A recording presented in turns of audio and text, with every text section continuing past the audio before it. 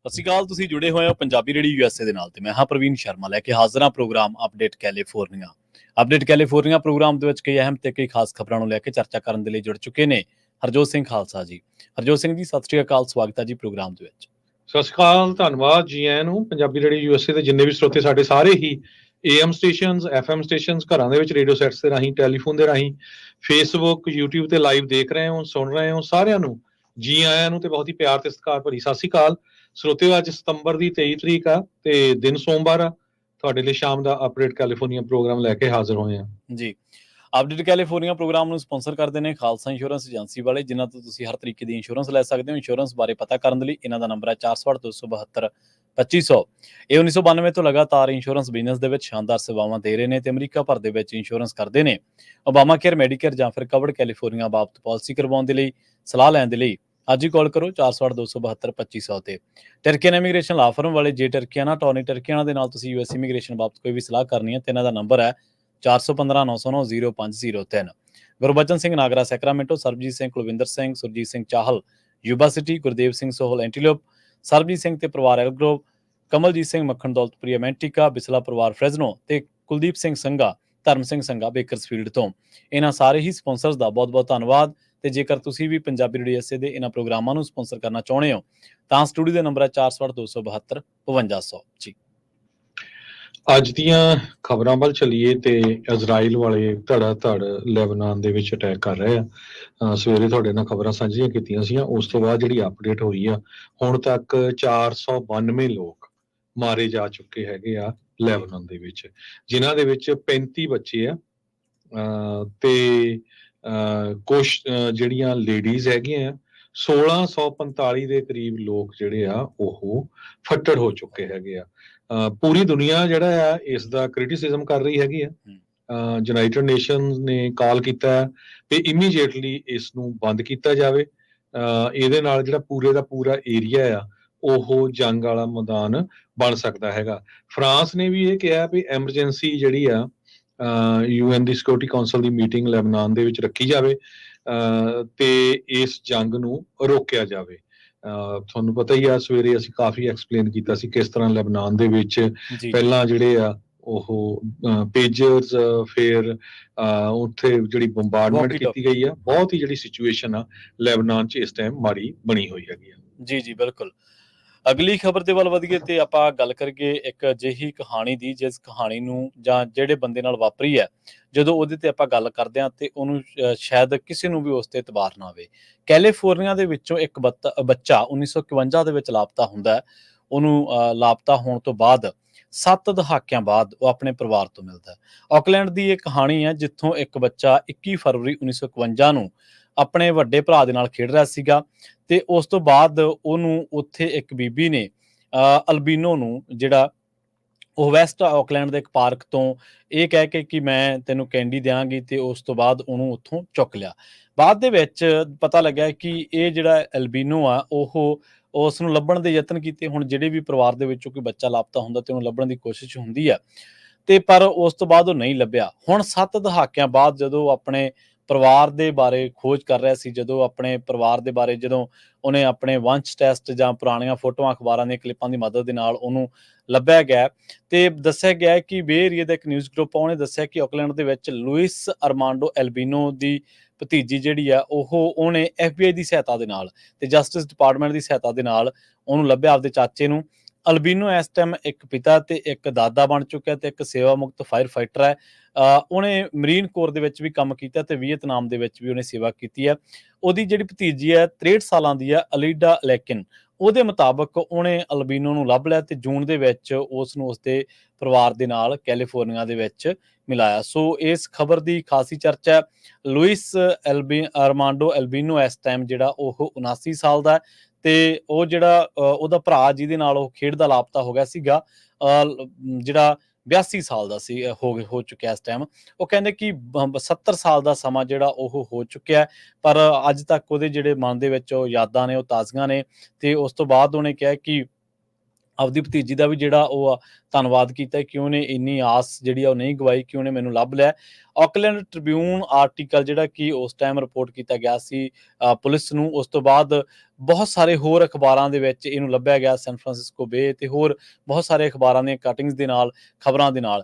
ਤੇ ਦੱਸਿਆ ਜਾ ਰਿਹਾ ਕਿ 2020 ਦੇ ਵਿੱਚ ਇੱਕ DNA ਟੈਸਟ ਵੀ ਜਿਹੜਾ ਉਹ ਅਲਕੀਨੋ ਦਾ ਲਿਆ ਗਿਆ ਸੀਗਾ ਤੇ ਉਸ ਤੋਂ ਬਾਅਦ 22% ਮੈਚ ਕਰ ਰਿਹਾ ਸੀ ਉਹਦੀ ਫੈਮਿਲੀ ਦੇ ਨਾਲ। ਤੇ ਫਿਰ ਹੌਲੀ-ਹੌਲੀ ਇਹਦੀ ਜਦੋਂ ਫਾਲੋਅਪ ਹੋਇਆ ਇਸ ਕਹਾਣੀ ਦਾ, ਦੱਸਿਆ ਗਿਆ ਤੇ ਫਿਰ ਅਲਕੀਨੋ ਨੂੰ ਜਿਹੜਾ ਲੱਭ ਲਿਆ ਗਿਆ। ਜੂਨ 24 ਦੀ ਗੱਲ ਆ, ਜਦੋਂ ਉਹ ਦੱਸਦੇ ਆ ਕਿ ਇੱਕ FBI ਜਿਹੜਾ ਏਜੰਟ ਸੀਗਾ ਲੂਇਸ, ਉਹਨੇ ਆਕਲੈਂਡ ਆਇਆ ਤੇ ਉਹਨੇ ਕਿਹਾ ਕਿ ਉਹ ਜਿਹੜਾ ਤੁਹਾਡਾ ਬੱਚਾ 6 ਸਾਲਾਂ ਦਾ ਲਾਪਤਾ ਹੋਇਆ ਸੀ 1951 ਦੇ ਵਿੱਚ, ਉਹਨੂੰ ਲੱਭ ਲਿਆ ਗਿਆ ਤੇ ਉਹ ਇਸ ਟਾਈਮ ਅਲਕੀਨੋ ਹੀ ਆ, ਜਿਹੜਾ ਕਿ ਸਟੈਨਲੈਸ ਕਾਉਂਟੀ ਦੇ ਵਿੱਚ ਕੈਲੀਫੋਰਨੀਆ ਦੇ ਵਿੱਚ ਰਹਿ ਰਿਹਾ। ਜੀ ਜੀ। ਸੋ ਡਿਫਰੈਂਟ ਤਰ੍ਹਾਂ ਦੀਆਂ ਸਟੋਰੀਆਂ ਆਉਂਦੀਆਂ। ਅੱਜ ਇੱਕ ਨਿਊਯਾਰਕ ਟਾਈਮ ਸਟੋਰੀ ਰਿਪੋਰਟ ਕਰ ਰਿਹਾ ਜੀ ਵੀ ਇੱਕ ਕੈਲੀਫੋਰਨੀਆ ਦੇ ਵਿੱਚ ਜਿਹੜੀ ਬਿੱਲੀ ਆ ਉਹ ਗਵਾਚ ਗਈ, ਜੋ ਕਿ 800 ਮੀਲ ਦੂਰ ਤੱਕ ਚਲੇ ਗਈ ਸੀ। ਉਸ ਤੋਂ ਬਾਅਦ ਉਸਨੇ ਫਿਰ ਆਪਣਾ ਜਿਹੜਾ ਘਰ ਆ ਉਹ ਲੱਭ ਲਿਆ ਹੈਗਾ। ਜੀ ਕਹਿੰਦੇ ਵੀ ਜਿਹੜੀ ਇਹ ਬਿੱਲੀ ਆ ਜੈਲੋਸਟੋਨ ਨੈਸ਼ਨਲ ਪਾਰਕ ਦੇ ਵਿੱਚ ਇੱਕ ਕੈਂਪਿੰਗ ਟ੍ਰਿਪ ਦੇ ਦੌਰਾਨ ਜਿਹੜੀ ਆ ਗਵਾਚ ਗਈ ਸੀ। ਤੇ ਇਹਦੇ ਓਨਰ ਬੈਨੀ ਤੇ ਸੂਜ਼ੈਨ ਐਂਗੁਐਨੋ ਉਹਨਾਂ ਨੇ ਕਦੇ ਵੀ ਉਸ ਨੂੰ ਵਾਪਸ ਨਹੀਂ ਦੇਖਿਆ। ਤੇ ਫਿਰ ਕਾਫੀ ਸਮੇਂ ਬਾਅਦ ਉਹ ਸਲੀਨਸ ਦੇ ਵਿੱਚ ਜਿੱਥੇ ਕਪਲ ਰਹਿੰਦਾ ਸੀ, ਉੱਥੇ ਜਿਹੜੀ ਬਿੱਲੀ ਆ ਤੁਰ ਕੇ ਦੇਖੋ ਆਪਣੇ ਘਰ ਕਹਿੰਦੇ ਪਹੁੰਚ ਗਈ ਹੈਗੀ ਆ। ਇਹ 800 ਮੀਲ ਦਾ ਜਿਹੜਾ ਡਿਸਟੈਂਸ ਆ ਉਹ ਬਣਦਾ ਹੈਗਾ ਆ। 2 ਮਹੀਨੇ ਬਾਅਦ ਰੋਜ਼ਵਿਲ ਹੋਰ ਏਰੀਏ ਤੋਂ ਘੁੰਮਦੀ ਹੋਈ, ਜਿੱਧਰ ਉਹ ਦੇਖ ਵੀ ਰਹੇ ਸੀ, ਸਰਚ ਵੀ ਕਰ ਰਹੇ ਸੀ ਜਿਹੜੇ ਉਹਦੇ ਮਾਲਕ ਸੀਗੇ ਆ। ਤੇ ਸੋ ਇਸ ਸਟੋਰੀ ਨੂੰ ਨਿਊਯਾਰਕ ਟਾਈਮ ਨੇ ਜਿਹੜਾ ਦੇਖੋ ਕਵਰ ਕੀਤਾ ਆ ਵੀ ਇਦਾਂ ਦਾ ਵੀ ਜਿਹੜਾ ਆ ਜਾਨਵਰਾਂ ਦੇ ਵਿੱਚ ਹੋ ਜਾਂਦਾ ਹੈ। ਜੀ, ਅਗਲੀ ਖਬਰ ਦੇ ਵੱਲ ਵਧੀਏ ਤੇ ਗੱਲ ਕਰੀਏ ਕੈਲੀਫੋਰਨੀਆ ਦੇ ਵਿੱਚ ਸਕੂਲਾਂ ਦੇ ਬਾਰੇ। ਕੈਲੀਫੋਰਨੀਆ ਦੇ ਸਕੂਲਾਂ ਦੇ ਵਿੱਚ ਜਿਹੜਾ ਕ੍ਰਾਈਮ ਹੈ ਜਾਂ ਥ੍ਰੈਟ ਦੀਆਂ ਖਬਰਾਂ ਆਪਾਂ ਲਗਾਤਾਰ ਤੁਹਾਡੇ ਨਾਲ ਸਾਂਝੀਆਂ ਕਰ ਰਹੇ ਹਾਂ। ਹੁਣ ਕੈਲੀਫੋਰਨੀਆ ਜਿਹੜੇ ਸਕੂਲ ਡਿਸਟ੍ਰਿਕਟਸ ਨੇ, ਇਹਨਾਂ ਨੂੰ ਹੁਣ ਇੱਕ ਨਵਾਂ ਜਿਹੜਾ ਲਾਅ ਆ ਉਹਦੇ ਤਹਿਤ ਸਕੂਲਾਂ ਦੇ ਵਿੱਚ ਸਮਾਰਟਫੋਨਾਂ ਤੇ ਜਿਹੜੀ ਪਾਬੰਦੀ ਉਹ ਲਾਉਣੀ ਪਊਗੀ। ਡੈਮੋਕ੍ਰੈਟਿਕ ਜਿਹੜੇ ਗਵਰਨਰ ਗੇਵਿਨ ਨਿਊਸਮ ਨੇ, ਉਹਨਾਂ ਨੇ ਇਹ ਜਿਹੜਾ ਲਾਅ ਆ ਉਹ ਸਾਈਨ ਕਰ ਦਿੱਤਾ ਤੇ ਦੱਸਿਆ ਜਾ ਰਿਹਾ ਕਿ ਕੈਲੀਫੋਰਨੀਆ ਨੂੰ ਜਿਹੜਾ ਉਹ ਇਸ ਟਾਈਮ ਜਿਹੜੀ ਕੈਲੀਫੋਰਨੀਆ ਸਟੇਟ ਆ ਉਹ ਉਹਨਾਂ ਸਟੇਟਾਂ ਦੇ ਵਿੱਚ ਆ, ਜਾਂ ਪਹਿਲੀ ਅਜਿਹੀ ਸਟੇਟ ਹੈ ਜਿਹੜੀ ਕਿ ਐਫਰਟ ਕਰ ਰਹੀ ਆ ਆਪਣੇ ਵਿਦਿਆਰਥੀਆਂ ਨੂੰ ਮੋਬਾਈਲ ਫੋਨ ਤੋਂ ਦੂਰ ਕਰਨ ਦੀ। ਹੁਣ ਨਵੇਂ ਕਾਨੂੰਨ ਦੇ ਤਹਿਤ ਕਲਾਸਰੂਮਸ ਦੇ ਵਿੱਚ ਬੱਚਿਆਂ ਨੂੰ ਸੋਸ਼ਲ ਮੀਡੀਆ ਦੇ ਜਿਹੜੇ ਮਾਨਸਿਕ ਸਿਹਤ ਦੇ ਉੱਤੇ ਪ੍ਰਭਾਵ ਪੈ ਰਹੇ ਨੇ, ਉਹਨਾਂ ਦੇ ਬਾਰੇ ਦੱਸਿਆ ਜਾਊਗਾ ਤੇ ਨਾਲ ਉਹਨਾਂ ਨੂੰ ਫੋਨ ਤੋਂ ਕਿਵੇਂ ਦੂਰ ਰੱਖਿਆ ਜਾਵੇ, ਫੋਨ ਉਹਨਾਂ ਦੀ ਪਹੁੰਚ ਤੋਂ ਦੂਰ ਕਿਵੇਂ ਰੱਖਿਆ ਜਾਵੇ, ਇਹਦੇ ਲਈ ਜਿਹੜੇ ਉਪਰਾਲੇ ਉਹ ਸ਼ੁਰੂ ਹੋ ਜਾਣਗੇ। ਫਲੋਰੀਡਾ, ਲੁਜ਼ੀਆਨਾ, ਇੰਡੀਆਨਾ ਤੇ ਕਈ ਹੋਰ ਰਾਜਾਂ ਨੇ ਵਿਦਿਆਰਥੀਆਂ ਦੇ ਸਕੂਲਾਂ ਦੇ ਵਿੱਚ ਫੋਨ ਦੀ ਵਰਤੋਂ ਨੂੰ ਸੀਮਿਤ ਕਰਨ ਦੇ ਉਦੇਸ਼ ਨਾਲ ਜਿਹੜੇ ਕਾਨੂੰਨ ਨੇ ਉਹ ਪਾਸ ਕੀਤੇ ਨੇ। ਪਰ ਕੈਲੀਫੋਰਨੀਆ ਦੇ ਵਿੱਚ ਜਿਹੜਾ ਅਕੈਡਮਿਕ, ਸਮਾਜਿਕ ਵਿਕਾਸ ਤੇ ਹੋਰ ਜਿਹੜੇ ਕਾਨੂੰਨ ਆ, ਨਵਾਂ ਕਾਨੂੰਨ ਆ, ਉਹ ਵਿਦਿਆਰਥੀਆਂ ਨੂੰ ਇਹਨਾਂ ਚੀਜ਼ਾਂ ਦੇ ਉੱਤੇ, ਜਦੋਂ ਕਿ ਉਹ ਮੋਬਾਈਲ ਸਕਰੀਨਾਂ ਤੇ ਲੱਗੇ ਰਹਿੰਦੇ ਨੇ ਆਪਣੇ ਸਕੂਲ ਦੇ ਵਿੱਚ ਕਲਾਸ ਦੇ ਦਰਮਿਆਨ ਵੀ, ਹੁਣ ਉਹਨਾਂ ਸਕਰੀਨਾਂ ਦੇ ਉੱਤੇ ਨਹੀਂ ਲੱਗਿਆ ਜਾਊਗਾ। ਨਿਊਜ਼ਮ ਨੇ ਇੱਕ ਬਿਆਨ ਦੇ ਵਿੱਚ ਕਿਹਾ, ਗਵਰਨਰ ਨਿਊਸਮ ਨੇ, ਕਿ ਆਉਣ ਵਾਲੇ ਸਮੇਂ ਦੇ ਵਿੱਚ ਸਾਨੂੰ ਕੈਲੀਫੋਰਨੀਆ ਦੇ ਸਕੂਲਾਂ ਦੇ ਵਿੱਚ ਵਿਦਿਆਰਥੀਆਂ ਦੀ ਮਾਨਸਿਕ ਸਿਹਤ ਤੇ ਉਹਨਾਂ ਦੇ ਮਾਨਸਿਕ ਉਦੇਸ਼, ਜਿਹਦੇ ਨਾਲ ਉਹਨਾਂ ਨੂੰ ਇੱਕ ਨਵੇਂ ਵਿਜ਼ਨਰੀ ਅਸੀਂ ਵਿਦਿਆਰਥੀ ਪੈਦਾ ਕਰ ਸਕਾਂਗੇ, ਕਿਉਂਕਿ ਉਹਨਾਂ ਦਾ ਜਿਹੜਾ ਧਿਆਨ ਭਟਕਦਾ ਉਹ ਹੋਰ ਚੀਜ਼ਾਂ ਦੇ ਵਿੱਚ ਵੜੇ ਰਹਿੰਦੇ ਨੇ, ਉਹ ਹੋਰ ਚੀਜ਼ਾਂ ਦੇ ਵਿੱਚ ਮਸ਼ਰੂਫ ਹੁੰਦੇ ਨੇ, ਬਿਜ਼ੀ ਹੁੰਦੇ ਨੇ, ਜਿਹਦੇ ਨਾਲ ਉਹਨਾਂ ਦਾ ਜਿਹੜਾ ਅਕੈਡਮਿਕ ਲੈਵਲ ਹੈ, ਜੋ ਚੀਜ਼ਾਂ ਨੂੰ ਸਮਝਣ ਦਾ ਤਰੀਕਾਕਾਰ ਆ, ਮਾਨਸਿਕ ਤੌਰ ਤੇ ਜਿਹੜੀ ਸਮਰੱਥਾ ਉਹ ਬਹੁਤ ਜ਼ਿਆਦਾ ਪ੍ਰਭਾਵਿਤ ਹੁੰਦੀ ਹੈ। ਹੁਣ ਜਿਹੜੇ ਆਲੋਚਕ ਵੀ ਹੁੰਦੇ ਨੇ, ਹਰ ਪਾਲਿਸੀ ਦੇ, ਹਰ ਨੀਤੀ ਦੇ ਕੁਛ ਨਾ ਕੁਛ ਆਲੋਚਕ ਹੁੰਦੇ ਨੇ ਜਿਨ੍ਹਾਂ ਨੂੰ ਉਹ ਚੀਜ਼ ਦੇ ਵਿੱਚ ਗਲਤ ਨਜ਼ਰ ਆਉਂਦਾ। ਉਹਨਾਂ ਦਾ ਕਹਿਣਾ ਹੈ ਕਿ ਲਾਗੂ ਕਰਨ ਦੇ ਲਈ ਅਧਿਆਪਕਾਂ ਤੇ ਬੋਝ ਨਹੀਂ ਪੈਣਾ ਚਾਹੀਦਾ। ਦੂਜੇ ਇਹ ਗੱਲ ਹੈ ਕਿ ਇਹ ਜਿਹੜਾ ਰੂਲ ਹੈ ਵਿਦਿਆਰਥੀਆਂ ਦੇ ਲਈ ਮਦਦ ਮੰਗਣਾ ਔਖਾ ਬਣਾ ਦੇਣਗੇ। ਜੇਕਰ ਕੋਈ ਐਮਰਜੈਂਸੀ ਹੋਈ ਤਾਂ ਇਹ ਦਲੀਲ ਦਿੱਤੀ ਜਾਊਗੀ ਕਿ ਫੋਨ ਤੇ ਪਾਬੰਦੀ ਦੇ ਫੈਸਲੇ ਜਿਹੜੇ ਨੇ ਉਹ ਕਿ ਵਿਅਕਤੀਗਤ ਤੌਰ ਤੇ ਛੱਡ ਦਿੱਤੇ ਜਾਂਦੇ ਆ, ਇੱਕ ਇੰਡੀਵਿਜੂਅਲ ਦੇ ਤੌਰ ਤੇ ਕਿਵੇਂ ਡੀਲ ਕੀਤਾ ਜਾਵੇ ਉਹਦੇ ਤਰੀਕੇ ਨਾਲ। ਪਰ ਉਹ ਕਹਿੰਦੇ ਕਿ ਅਸੀਂ ਸਪੋਰਟ ਕਰਦੇ ਹਾਂ ਉਹਨਾਂ ਡਿਸਟ੍ਰਿਕਟਸ ਨੂੰ ਜਿਨ੍ਹਾਂ ਨੇ ਇੰਡੀਪੈਂਡੈਂਟਲੀ ਜਿਹੜੇ ਇੰਪਲੀਮੈਂਟ ਕੀਤਾ ਹੋਇਆ ਇਹਨਾਂ ਪਾਬੰਦੀਆਂ ਨੂੰ, ਕਿਉਂਕਿ ਉਹਨਾਂ ਨੂੰ ਲੱਗਦਾ ਕਿ ਇਹ ਜਿਹੜੇ ਸਕੂਲਾਂ ਦੇ ਵਿੱਚ ਜਿਹੜੀ ਇਹ ਗੱਲਬਾਤ ਆ ਸਮਾਰਟਫੋਨਾਂ ਦੇ ਉੱਤੇ ਜ਼ਿਆਦਾ ਰੁੱਝੇ ਰਹਿੰਦੇ ਨੇ ਵਿਦਿਆਰਥੀ, ਇਹ ਉਹਨਾਂ ਦੀ ਪੜ੍ਹਾਈ ਦੇ ਨਾਲ ਉਹਨਾਂ ਦੀ ਮਾਨਸਿਕ ਸਿਹਤ ਨੂੰ ਬਹੁਤ ਬੁਰੇ ਤਰੀਕੇ ਨਾਲ ਪ੍ਰਭਾਵਿਤ ਕਰਦਾ ਹੈ। ਦੱਸਿਆ ਜਾ ਰਿਹਾ ਕਿ ਆਉਣ ਵਾਲੇ ਸਮੇਂ ਦੇ ਵਿੱਚ ਜਿਹੜਾ ਲਾਅ ਉਹ ਸਕੂਲ ਡਿਸਟ੍ਰਿਕਟ ਨੂੰ ਇੱਕ ਰੂਲ ਕਰਨਾ ਪਊਗਾ। ਜੁਲਾਈ 1, 2026 ਦੇ ਮਾਮਲੇ ਦੇ ਵਿੱਚ ਕਿਹਾ ਜਾ ਰਿਹਾ ਕਿ ਉਹਨਾਂ ਨੂੰ ਲਿਮਿਟ ਲਾਉਣੀ ਪਊਗੀ ਜਾਂ ਸਟੂਡੈਂਟਸ ਨੂੰ ਬੈਨ ਹੀ ਕਰਨਾ ਪਊਗਾ ਕਿ ਉਹ ਸਮਾਰਟਫੋਨਾਂ ਦੀ ਜਿਹੜੀ ਵਰਤੋਂ ਆ ਕੈਂਪਸ ਦੇ ਵਿੱਚ ਨਾ ਕਰਨ। ਜੀ ਜੀ, ਅਗਲੀ ਖਬਰ ਵੱਲ ਚਲੀਏ। ਕੈਲੀਫੋਰਨੀਆ ਦੇ ਵਿੱਚ ਜਿਹੜੀ ਐਕਸਨ ਮੋਬਿਲ ਕੰਪਨੀ ਆ, ਉਹਨੂੰ ਜਿਹੜਾ ਆ ਹੁਣ ਕੈਲੀਫੋਰਨੀਆ ਦੇ ਅਟਾਰਨੀ ਜਨਰਲ ਵੱਲੋਂ ਲਾ ਸੂਟ ਫਾਈਲ ਕੀਤਾ ਗਿਆ ਹੈ।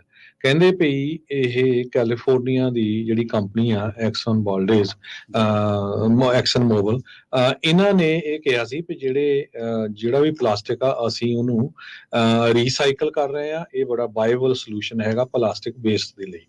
ਜਦ ਕਿ ਕਹਿੰਦੇ 95% ਜਿਹੜਾ ਪਲਾਸਟਿਕ ਆ ਜਿਹੜਾ ਬਲੂ ਬੇਨ ਦੇ ਵਿੱਚ ਜਾਂਦਾ ਸੀ, ਉਹ ਸਾਰੇ ਦਾ ਸਾਰਾ ਇਨਸਿਨਰੇਟਰ ਹੋ ਜਾਂਦਾ ਸੀ, ਸਾਰੇ ਉਹਨੂੰ ਅੱਗ ਲਾ ਕੇ ਜਾਲਿਆ ਜਾਂਦਾ ਸੀ। ਅਲਟੀਮੇਟਲੀ ਉਹ এনवायरमेंट ਦੇ ਵਿੱਚ ਜਾਂਦਾ ਜਾਂ ਲੈਂਡ ਫਿਲ ਦੇ ਉੱਤੇ ਜਾਂਦਾ। ਸੋ ਇਹ ਲਾ ਸੂਟ ਜਿਹੜਾ ਆ, ਇਹ ਨਵਾਂ ਐਵਨਿਊ ਆ ਹੁਣ ਰਿਪਰੈਜ਼ੈਂਟ ਕਰਦਾ legal fight fossil fuel companies ਦੇ ਅਗੇਂਸਟ, ਜਿਹੜੀਆਂ ਕਿ ਪੋਲੂਸ਼ਨ ਦੇ ਲਈ ਰਿਸਪੌਂਸੀਬਲ ਹੈਗੀਆਂ ਆ। ਕੈਲੀਫੋਰਨੀਆ ਦੇ ਅਟਾਰਨੀ ਜਨਰਲ ਰੌਬ ਬੰਟਾ ਉਹਨਾਂ ਨੇ ਇਹ ਕਿਹਾ ਆ ਵੀ ਇਹ ਕੰਪਨੀਆਂ ਦੀ ਜਿਹੜੀ ਕੈਂਪੇਨ ਸੀ ਡਿਸੈਪਟਿਵ ਸੀਗੀ, ਬਿਲਕੁਲ ਝੂਠੀ ਸੀਗੀ। ਇਹਦੇ ਵਿੱਚ ਕੋਈ ਵੀ ਸੱਚਾਈ ਨਹੀਂ ਸੀ। ਕੇਸ ਜਿਹੜਾ ਆ ਉਹ ਸੁਪੀਰੀਅਰ ਕੋਰਟ ਆਫ ਕੈਲੀਫੋਰਨੀਆ ਦੀ ਜਿਹੜੀ ਸੈਨ ਫਰਾਂਸਿਸਕੋ ਦੇ ਵਿੱਚ ਆ, ਉੱਥੇ ਇਹ ਐਕਸਨ ਮੋਬਿਲ ਕੰਪਨੀ ਦੇ ਅਗੇਂਸਟ ਫਾਈਲ ਕੀਤਾ ਗਿਆ ਹੈਗਾ। ਜਿਹੜੀ ਸਟੇਟਮੈਂਟ ਜਾਰੀ ਕੀਤੀ ਗਈ ਆ, ਐਕਸਨ ਮੋਬਿਲ ਨੇ ਇਹ ਕਿਹਾ ਵੀ ਐਡਵਾਂਸ ਰੀਸਾਈਕਲਿੰਗ ਅਸੀਂ ਕਰਦੇ ਹਾਂ। 60 million pound of plastic waste landfill ਤੋਂ ਜਿਹੜੀ ਬਾਹਰ ਅਸੀਂ ਕੱਢੀ ਹੈਗੀ ਆ। ਪਰ ਇਹ ਸਾਰੇ ਕਾਸੇ ਦੇ ਵਿੱਚ ਇੱਕ ਪ੍ਰੋਫੈਸਰ ਹੈਗੇ ਆ, ਉਹ ਕਹਿੰਦੇ ਆ ਵੀ ਲੇਹੀ ਜਿਓਨਾ ਨਾਮ ਦੇ ਅਸਿਸਟੈਂਟ ਪ੍ਰੋਫੈਸਰ ਆ এনवायरमेंटल ਤੇ ਕਲਾਈਮੇਟ ਲਾਅ ਦੇ ਕਾਰਨੈਲ ਯੂਨੀਵਰਸਿਟੀ ਦੇ ਵਿੱਚ। ਉਹਨਾਂ ਨੇ ਇਹ ਕਿਹਾ ਵੀ ਇਹ ਜਿਹੜਾ ਲਾ ਸੂਟ ਆ ਸੈਕੰਡ ਫਰੰਟ ਹੈਗਾ ਹੁਣ ਫੋਸਲ ਫਿਊਲ ਕੰਪਨੀਜ਼ ਨੂੰ ਅਕਾਊਂਟੇਬਲ ਬਣਾਉਣ ਦੇ ਲਈ। ਇਸ ਤੋਂ ਪਹਿਲਾਂ ਵੀ ਕਈ ਲਾ ਸੂਟ ਚੱਲ ਰਹੇ ਹੈਗੇ ਆ, ਜਿਹਦੇ ਵਿੱਚ ਡਿਸੈਪਸ਼ਨ ਦੇ ਜਿਹੜੇ ਚਾਰजेस ਲੱਗੇ ਗਏ ਹੈਗੇ ਆ। ਕੈਲੀਫੋਰਨੀਆ ਹੁਣ ਕਈ ਸਟੇਟਾਂ ਦੇ ਵਿੱਚੋਂ ਇੱਕ ਸਟੇਟ ਬਣ ਗਈ ਆ ਜਿਨ੍ਹਾਂ ਨੇ ਇਹ ਕਲਾਈਮੇਟ ਚੇਂਜ ਨੂੰ ਲੈ ਕੇ ਇਸ ਕੰਪਨੀ ਨੂੰ ਜਿਹੜਾ ਸੂ ਕੀਤਾ ਹੈਗਾ ਆ। ਸੋ ਇਹਦੇ ਨਾਲ ਹੁਣ ਕਿਸ ਤਰ੍ਹਾਂ ਜਿਹੜਾ ਪਲਾਸਟਿਕ ਨੂੰ ਰੀਸਾਈਕਲ ਕਰੂਗੇ ਉਹ ਤਾਂ ਆਉਣ ਵਾਲੇ ਸਮੇਂ 'ਚ ਪਤਾ ਲੱਗੂਗਾ। ਪਰ ਬਹੁਤ ਸਾਰੀਆਂ ਜਿਹੜੀਆਂ ਨਾਨ ਪ੍ਰੋਫਿਟ ਆਰਗੇਨਾਈਜੇਸ਼ਨਸ ਆ, ਜਿਨ੍ਹਾਂ ਦੇ ਵਿੱਚ ਸਿਆਰਾ ਕਲੱਬ ਆ, ਸਰਫਾਈਡਰ ਫਾਊਂਡੇਸ਼ਨ ਆ, ਹੀਲ ਦਾ ਵੇ ਤੇ ਬੇ ਕੀਪਰਸ ਆ, ਇਹਨਾਂ ਨੇ ਵੀ ਸੈਪਰੇਟ ਜਿਹੜੇ ਲਾ ਸੂਟਸ ਆ ਉਹ ਐਕਸਨ ਮੋਬਿਲ ਦੇ ਅਗੇਂਸਟ ਫਾਈਲ ਕੀਤੇ ਹੋਏ ਹੈਗੇ ਆ। ਦੂਸਰੇ ਪਾਸੇ ਕੈਲੀਫੋਰਨੀਆ ਦੇ ਗਵਰਨਰ ਗੈਬਨ ਨਿਊਸਮ ਹੋਣਾ ਨੇ ਇੱਕ ਨਵਾਂ ਬਿੱਲ ਜੀ ਜਿਹੜਾ ਆ ਉਸ ਨੂੰ ਸਾਈਨ ਕਰ ਦਿੱਤਾ ਹੈ, ਜੋ ਕਿ ਹੁਣ ਲਾ ਬਣ ਜਾਊਗਾ, ਜਿਹਦੇ ਮੁਤਾਬਕ ਕੈਲੀਫੋਰਨੀਆ ਦੇ ਗਰੋਸਰੀ ਸਟੋਰ ਦੇ ਵਿੱਚ ਪਲਾਸਟਿਕ ਬੈਗਸ ਦੇ ਉੱਤੇ ਪੂਰੀ ਤਰ੍ਹਾਂ ਜਿਹੜਾ ਆ ਬੈਨ ਲੱਗ ਜਾਊਗਾ। ਤੇ ਪੇਪਰ ਔਰ ਪਲਾਸਟਿਕ ਕਹਿੰਦੇ ਕੋਈ ਹੁਣ ਚੁਆਇਸ ਨਹੀਂ ਹੋਊਗੀ ਗਰੋਸਰੀ ਸਟੋਰਸ ਦੀਆਂ ਜਿਹੜੀਆਂ ਚੈੱਕ ਆਊਟ ਲਾਈਨਸ ਆ ਉਹਨਾਂ ਦੇ ਉੱਤੇ। ਨਵੇਂ ਲਾ ਦੇ ਮੁਤਾਬਕ ਸਿਰਫ ਪੇਪਰ ਜਿਹੜੇ ਬੈਗਸ ਆ ਜਾਂ ਜਿਹੜੇ ਤੁਹਾਡੇ ਬੰਦਾ ਕੱਪੜੇ ਵਾਲੇ ਬੈਗ ਲੈ ਜਾਂਦਾ ਆ ਉਹ ਹੀ ਵਰਤੇ ਜਾਣਗੇ, ਪਰ ਪਲਾਸਟਿਕ ਜਿਹੜੀ ਆ ਉਹ ਕਿਸੇ ਵੀ ਸਟੋਰ ਦੇ ਉੱਤੇ ਨਹੀਂ ਵਰਤੀ ਜਾਊਗੀ। ਕੈਲੀਫੋਰਨੀਆ ਨੇ ਥਿਨ ਜਿਹੜੀ ਪਲਾਸਟਿਕ ਸ਼ਾਪਿੰਗ ਬੈਗਸ ਆ ਉਹ ਬੈਨ ਕਰਤੇ ਆ ਸ਼ਾਪਿੰਗ ਸੁਪਰਮਾਰਕੀਟਸ ਤੇ ਹੋਰ ਸਟੋਰਾਂ ਦੇ ਉੱਤੇ ਵੀ। ਸੋ ਇਹ ਜਿਹੜਾ ਬੈਨ ਆ ਇਹ 2026 ਤੋਂ ਸ਼ੁਰੂ ਹੋ ਜਾਊਗਾ। ਤੇ ਕੰਜ਼ਿਊਮਰਸ ਜਿਹੜੇ ਆਪਣੇ ਬੈਗ ਲੈ ਕੇ ਆਉਂਦੇ ਆ ਤੇ ਉਹਨਾਂ ਨੂੰ ਇਹ ਕਿਹਾ ਜਾਊਗਾ ਵੀ ਜੇ ਪੇਪਰ ਬੈਗ ਚਾਹੀਦਾ ਤਾਂ ਉਹ ਲੈ ਲਓ, ਤੇ ਜਾਂ ਆਪਣਾ ਜਿਹੜਾ ਤੁਹਾਡਾ ਕਲੋਥ ਤੋਂ ਕੱਪੜੇ ਤੋਂ ਬਣਿਆ ਹੋਇਆ ਆ, ਪਰ ਪਲਾਸਟਿਕ ਬੈਗ ਤੁਸੀਂ ਯੂਜ਼ ਨਹੀਂ ਕਰ ਸਕਦੇ ਹੈਗੇ। ਸਟੇਟ ਸੈਨੇਟਰ ਕੈਥਰੀਨ ਬਲੈਕਸਪੀਅਰ ਇਸ ਬਿੱਲ ਦੇ ਸਪੋਰਟਰ ਆ। ਉਸਨੇ ਇਹ ਕਿਹਾ ਵੀ ਜਿਹੜੇ ਲੋਕ ਪਲਾਸਟਿਕ ਬੈਗ ਯੂਜ਼ ਕਰੂਗੇ ਉਹਨਾਂ ਨੂੰ ਜਿਹੜਾ ਫਾਈਨ ਵੀ ਕੀਤਾ ਜਾਊਗਾ। ਪਲਾਸਟਿਕ ਸਭ ਤੋਂ ਵੱਡਾ ਜਿਹੜਾ ਕਲਾਈਮੇਟ ਦਾ ਪੋਲੂਟਰ ਹੈਗਾ ਆ। ਇਹ ਆਪਾਂ ਦੇਖਿਆ ਆ, ਬਹੁਤ ਸਾਰੀਆਂ ਵੀਡੀਓਜ਼ ਵੀ ਆਉਂਦੀਆਂ ਕਿਸ ਤਰ੍ਹਾਂ ਸਮੁੰਦਰ ਦੇ ਵਿੱਚ ਜਿਹੜੇ ਜਾਨਵਰ ਆ ਉਹ ਮਰ ਜਾਂਦੇ ਆ। ਬਾਹਰ ਵੀ ਆਪਾਂ ਦੇਖੀਆਂ ਗਾਈਆਂ ਜਾਂ ਹੋਰ ਜਿਹੜੇ ਜਾਨਵਰ ਆ ਜੇ ਕਿਤੇ ਪਲਾਸਟਿਕ ਖਾ ਲੈਣ ਤੇ ਉਹਨਾਂ ਦੀ ਜਿਹੜੀ ਆ ਕਈ ਵਾਰੀ ਚੋਕ ਕਰ ਜਾਂਦੇ ਆ, ਮੌਤ ਜਿਹੜੀ ਹੋ ਜਾਂਦੀ ਹੈਗੀ ਆ। ਸੋ ਇਹਦੇ ਸੰਬੰਧ ਦੇ ਵਿੱਚ ਉਹਨਾਂ ਨੇ ਇਹ ਕਿਹਾ ਵੀ ਕੱਲਾ ਅਸੀਂ ਚੋਕ ਜਿਹੜਾ ਆ ਉਹ ਲੋਕਾਂ ਨੂੰ ਜਾਂ ਪਸ਼ੂਆਂ ਨੂੰ ਨਹੀਂ ਕਰ ਰਹੇ, ਆਪਣੇ ਪੂਰੇ ਪਲੈਨਟ ਨੂੰ ਪਲਾਸਟਿਕ ਵੇਸਟ ਦੇ ਨਾਲ ਚੋਕ ਕਰ ਰਹੇ ਹੈਗੇ ਆ। 12 ਸਟੇਟਾਂ ਜਿਨ੍ਹਾਂ ਦੇ ਵਿੱਚ ਹੁਣ ਕੈਲੀਫੋਰਨੀਆ ਵੀ ਬਣ ਗਈ ਆ, ਇਹਨਾਂ ਨੇ ਕਿਸੇ ਨਾ ਕਿਸੇ ਤਰ੍ਹਾਂ ਦਾ ਜਿਹੜਾ ਸਟੇਟ ਵਾਈਡ ਪਲਾਸਟਿਕ ਬੈਨ ਉਹ ਲਾਇਆ ਹੋਇਆ ਆ। ਤੇ according to environmental advocacy group environmental America research and policy centre ਤੇ ਹੰਡਰਡਸ ਆਫ ਸਿਟੀਜ਼ 28 ਸਟੇਟਾਂ ਦੇ ਵਿੱਚ ਆਲਰੇਡੀ ਪਲਾਸਟਿਕ ਬੈਗਸ ਨੂੰ ਬੈਨ ਕਰ ਚੁੱਕੀ ਹੈਗੀ। ਜੀ ਅਗਲੀ ਖਬਰ ਦੇ ਵੱਲ ਵਧੀਏ ਤੇ ਅਗਲੀ ਖਬਰ ਇਸ ਟਾਈਮ ਲਾਸ ਐਂਜਲਸ ਤੋਂ ਆ ਰਹੀ ਹੈ। ਲਾਸ ਐਂਜਲਸ ਦੇ ਵਿੱਚ ਇੱਕ ਸਿੰਗਲ ਇੰਜਨ ਜਿਹੜਾ ਪਲੇਨ ਸੀਗਾ ਉਹ ਹਾਦਸਾਗ੍ਰਸਤ ਹੋ ਗਿਆ ਤੇ ਇਹਦੇ ਵਿੱਚ ਪਾਇਲਟ ਦੀ ਮੌਤ ਹੋ ਚੁੱਕੀ ਆ। ਦੱਸਿਆ ਜਾ ਰਿਹਾ ਕਿ ਇਹ CJ6 ਤੇ ਸਿੰਗਲ ਇੰਜਨ ਜਿਹੜਾ ਯਕੋਲ ਜਿਹੜਾ ਯੋਰਕ 52 ਉਹ ਜਹਾਜ਼ ਸੀਗਾ ਜਿਹੜਾ ਨਦਰਨ ਲਾਸ ਐਂਜਲਸ ਦੇ ਇਲਾਕਿਆਂ ਦੇ ਵਿੱਚ ਦੁਪਹਿਰੇ 1 ਵਜੇ ਹਾਦਸਾਗ੍ਰਸਤ ਹੋਇਆ। ਫੈਡਰਲ ਐਵੀਏਸ਼ਨ ਜਿਹੜੀ ਐਡਮਿਨਿਸਟ੍ਰੇਸ਼ਨ ਆ ਉਹਦੇ ਦੱਸਣ ਦੇ ਮੁਤਾਬਕ 2 ਪਾਇਲਟ ਇਹਦੇ ਵਿੱਚ ਸੀਗੇ ਜਿਹੜੇ ਸਵਾਰ ਸੀਗੇ ਜਦੋਂ ਇਹਨੇ ਉਡਾਨ ਭਰੀ ਆ। Los Angeles county fire department ਨੇ ਰਿਸਪੌਂਡ ਕੀਤਾ ਸੀਗਾ ਇੱਕ ਜਿਹੜੀ ਕਾਲ ਆ ਕਿ ਇੱਥੇ ਇੱਕ ਜਹਾਜ਼ ਹਾਦਸਾਗ੍ਰਸਤ ਹੋ ਗਿਆ ਨਦਰਨ ਇਲਾਕਿਆਂ ਦੇ ਵਿੱਚ, ਤੇ ਉਸ ਤੋਂ ਬਾਅਦ ਦੱਸਿਆ ਗਿਆ ਸੀਗਾ ਕਿ ਇੱਕ ਜਿਹੜਾ ਪਾਇਲਟ ਆ ਉਹਨੂੰ ਥਾਂ ਜਿਹੜਾ ਮ੍ਰਿਤਕ ਐਲਾਨ ਦਿੱਤਾ ਗਿਆ ਸੀ, ਤੇ ਜਦੋਂ ਕਿ ਦੂਜੇ ਨੂੰ ਹਸਪਤਾਲ ਜਿਹੜਾ ਉਹ ਲਿਜਾਇਆ ਗਿਆ ਸੀਗਾ ਉਹਦੇ ਕੋਈ ਜ਼ਿਆਦਾ ਸੱਟਾਂ ਜਿਹੜੀਆਂ ਉਹ ਨਹੀਂ ਲੱਗੀਆਂ। ਪਲੇਨ ਨੂੰ ਲੈਂਡ ਕਰ ਲਿਆ ਗਿਆ ਸੀਗਾ ਇੰਟਰਸੈਕਸ਼ਨ 47th ਜਿਹੜੀ ਸਟਰੀਟ ਹੈ ਈਸਟ ਦੇ ਇਲਾਕਿਆਂ ਦੇ ਵਿੱਚ ਤੇ ਐਵੀਨਿਊ F ਦੇ ਇਲਾਕਿਆਂ ਦੇ ਵਿੱਚ, ਪਰ ਬਾਵਜੂਦ ਇਸ ਦੇ ਜਿਹੜਾ ਇਹ ਲੈਂਡ ਕਰਨ ਵੇਲੇ ਇਹ ਹਾਦਸਾਗ੍ਰਸਤ ਹੋ ਗਿਆ, ਜਿਹਦੇ ਵਿੱਚ ਇੱਕ ਪਾਇਲਟ ਦੀ ਥਾਂ ਜਿਹੜੀ ਆ ਉਹ ਮੌਤ ਹੋਣ ਬਾਰੇ ਪਤਾ ਲੱਗਿਆ।